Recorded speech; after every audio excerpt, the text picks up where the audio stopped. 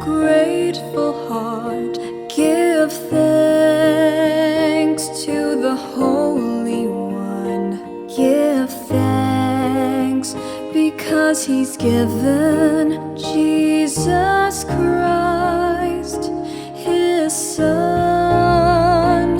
Give thanks with a grateful heart.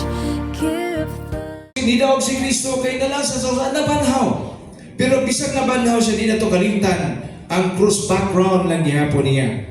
The cross reminds of His unconditional love. Unconditional love. Ang atong gugma, conditional man.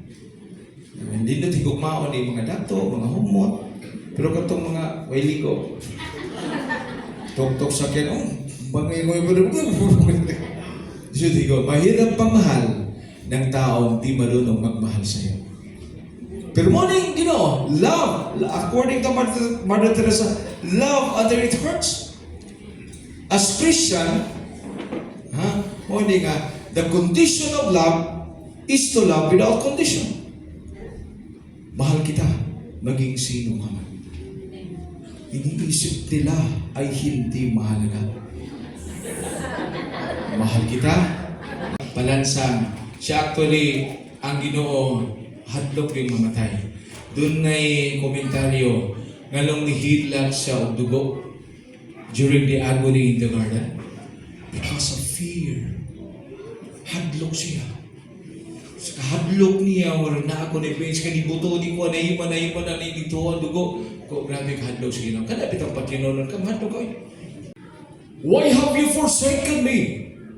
And before he died, Father, into your hands I commend my spirit.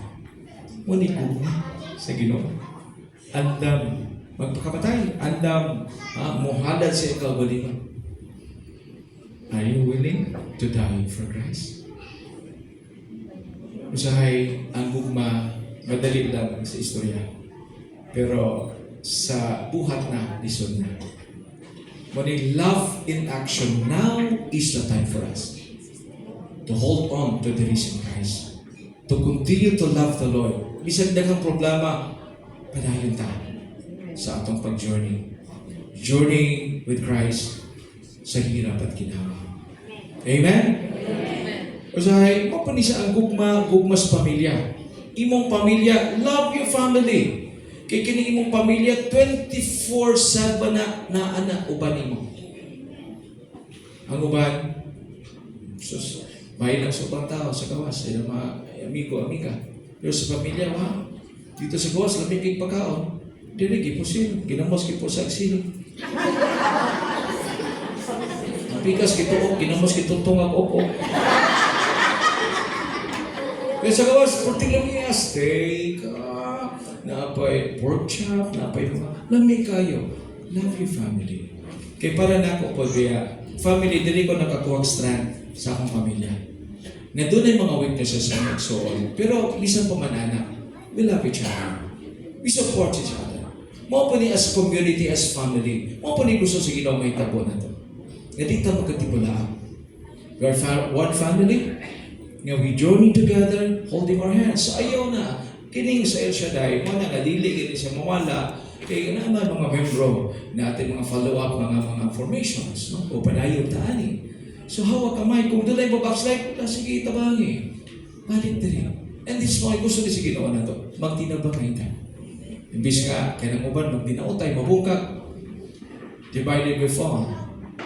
United we stand. So, this is a time for us.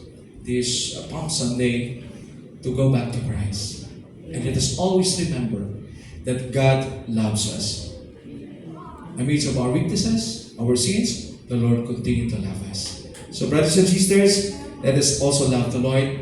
And let us love the Lord through our actions, helping our brothers and sisters, and doing good and avoiding evil. Amen. Amen. Amen.